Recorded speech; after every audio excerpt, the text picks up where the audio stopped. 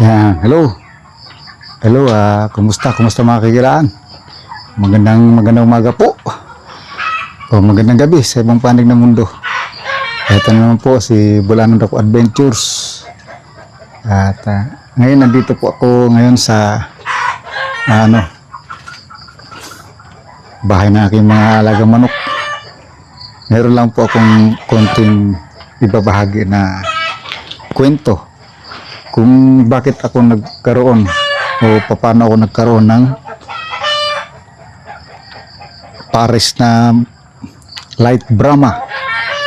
Yan. Yan ang ibabahagi ko po sa inyo ngayon mga kaigalaan. Pero bago ang lahat, intro po muna.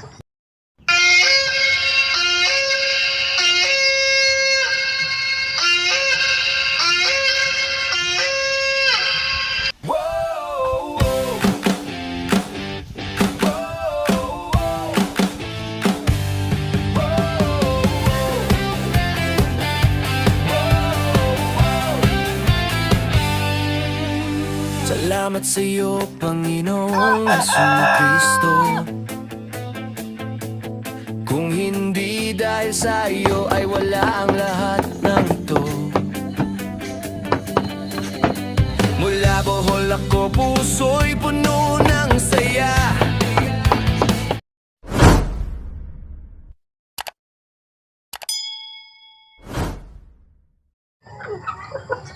Ito po yung aking mga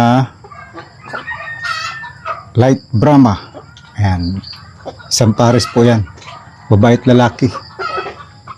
Ayan po ang ikukwento ko po sa inyo kung paano nga ba ako nagkaroon ng ganitong breed na manok. Ayan. Sama-sama na sila dito. Halo-halo na sila. Kasi kasing edad naman sila. Kaya hindi sila nung umpisa, meron silang siyempre iba ang itsura nila, kakaiba. Kaya nung una inaapi-api sila kasi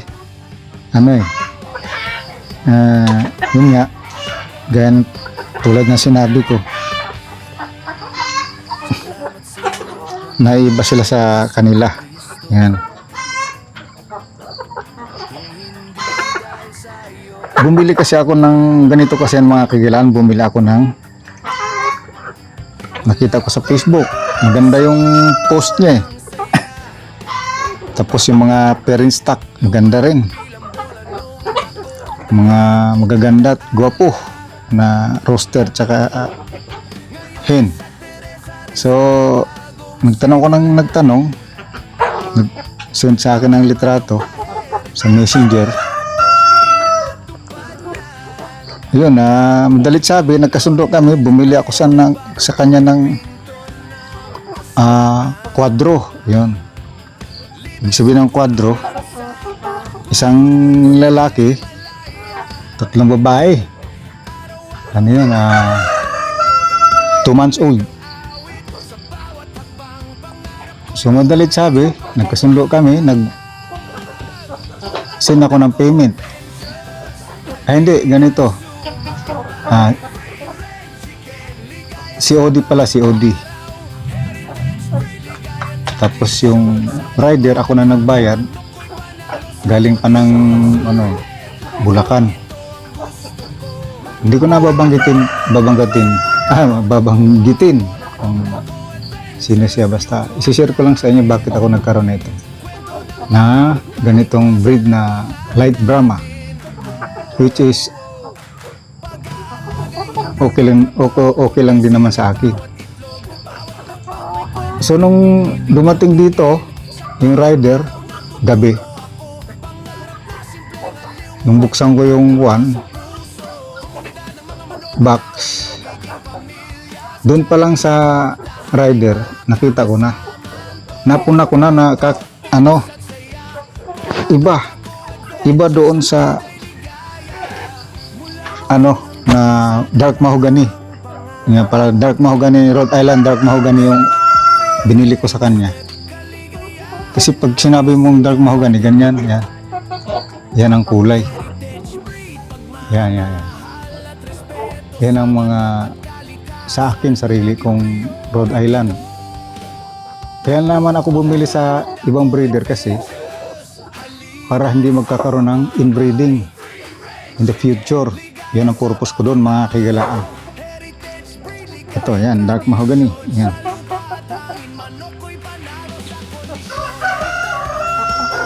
So, binayaran ko pa rin siya kasi COD, binayaran ko pati yung rider. Yan. Pero minisage ko siya kaagad, sabi ko, sir, mukhang may problema tayo. Bakit po? Yung dumating sa akin, hindi naman ito pure dark Rhode Island dark mahogany. Sabi niya, pure po ang parents niyan. Oh, pero iba talaga. Tapos yun, ini-insist niya na talagang dark mahogany yung binigay niya sa akin. Kaya gabi na,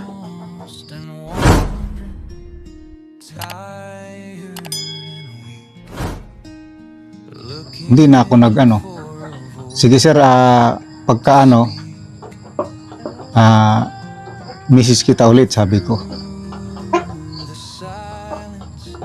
So kinabukasan, hindi ako makamove on talaga pagising ko.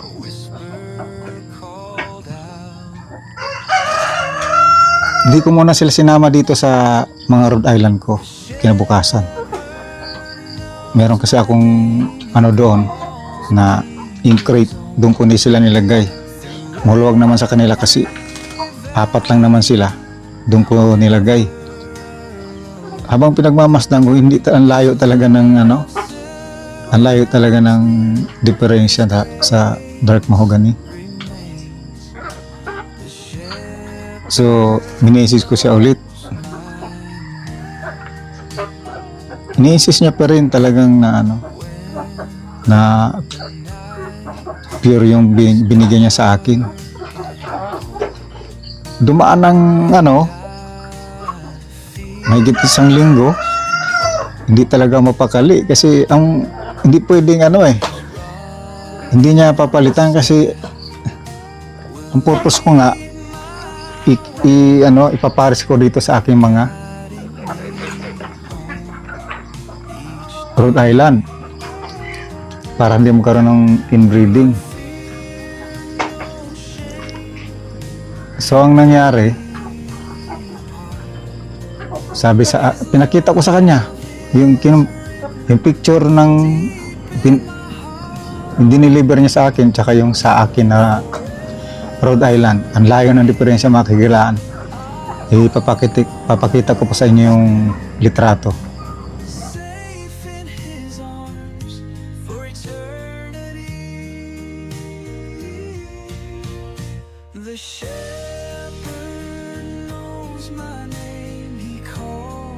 Ang layo talaga boss ayan ito, 1, 2, 3, 4, yung pang-4 mundo. Yan, pare-pares ang kulay nila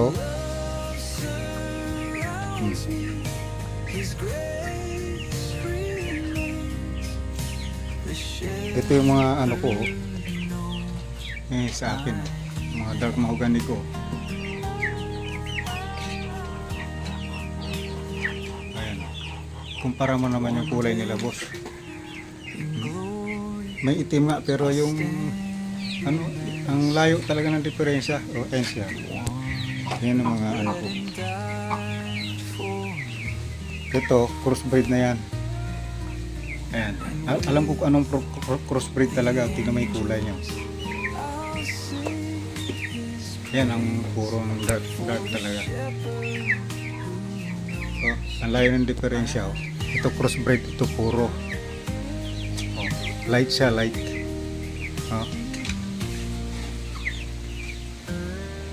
Ito yung sayo. Ito 1, 2, 3, 4. Para sa mga kulay po, so.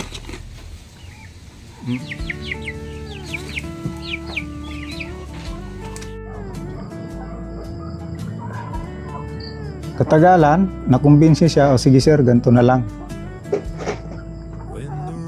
Ang layo nga ng diferensya. Baka nagkaroon ng problema doon sa farm, sabi niya.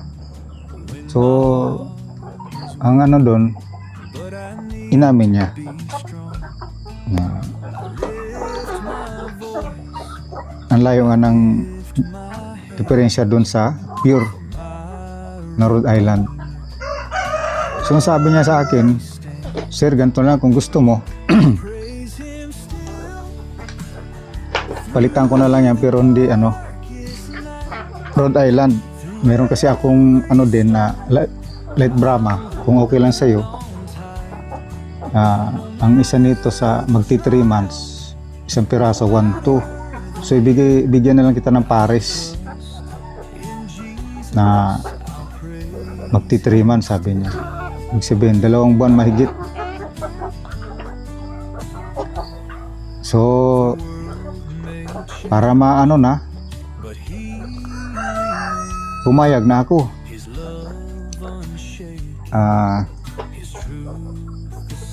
So sabi niya, sabi ko, paano po itong nandito? Kausapin ko na lang yung rider sir na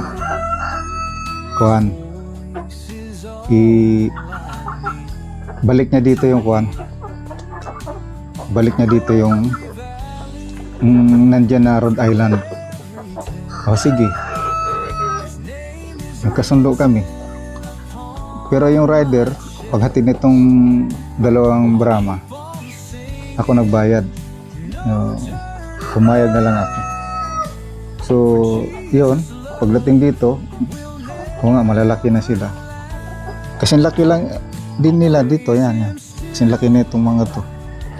Kaya, yun ang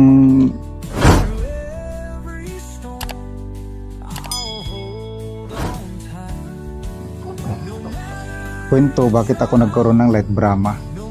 So pumayag na lang ako para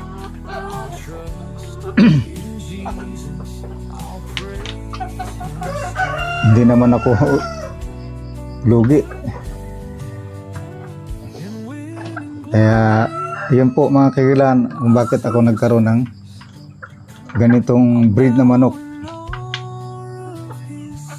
Pero pag ito'y ready to breed na, ihiwalay ko po itong 2 para hindi mahaluan. Senior ko sa kanya, sabi ko, boss, baka magkapatid yan ha. Hindi naman daw. So, naniwala naman ako sa kanya. Kasi nung dumating, mas maliit yung babae, mas malaki yung itong lalaki. Ito yung babae. So, yun po mga kaibigan, ang kwento, bakit ako nagkaroon ng light Brahma. So, yan ito yung mga Rhode Island ko na pure. Nito sila 4 months. So, malapit na itong mangitlog, kaya ihiwalay ko na itong mga lalaki. By next month, August, ihiwalay ko na itong mga lalaki sa mga babae. Hindi pwedeng pagsamahin sila kasi alam mo naman yung mga manok. Wala namang yan. Kung gusto nilang pumatong, talagang papatong yan. Kaya hindi pwede kasi magkakapatid sila. Tsaka ito, mga crossbred yan. Iba rin yan. Tsaka itong aking buff.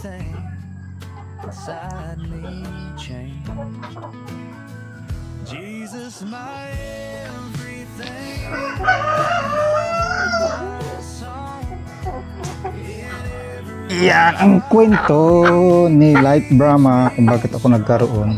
Ayan.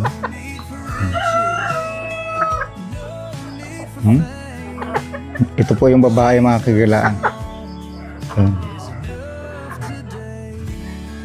Yung paa niya puro balahibo din.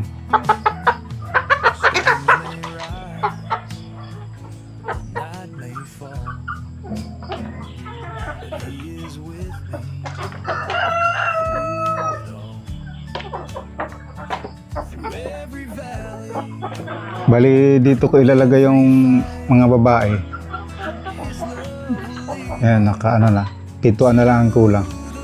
Tapos, yung mga lalaki doon, may harang na lambat yan. Hindi ko pa pinix yung dulo. Ayan, hindi ko pa pinix. Ito, nakaano na yan. May tusok na. Doon na lang. Para yung mga lalaki, doon na sila. Doon. Dito sila mangingitlog. Ayan, dito sila mangingitlog mga babae.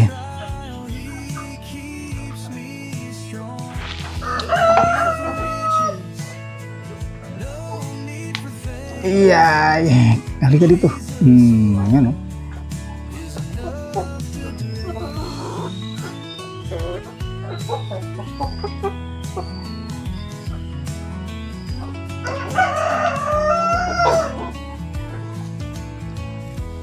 when my journey comes to an end, I'll stand in glory, held by his hands,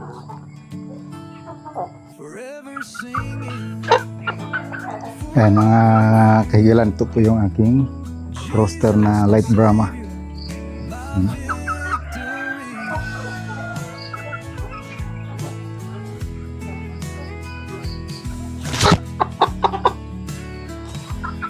Doon sa Tarlac na pinagdalhan ko ng aking ibang manok, meron siyang Brahma doon na ano, dark. Kaya nung kuan, na-appreciate ko naman sila. Sana dumami sila. Okay. Okay, gusto na lumapag. Harap doon.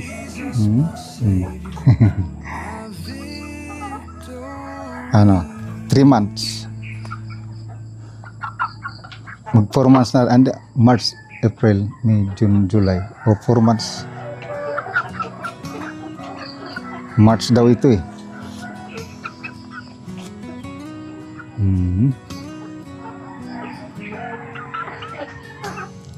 Okay.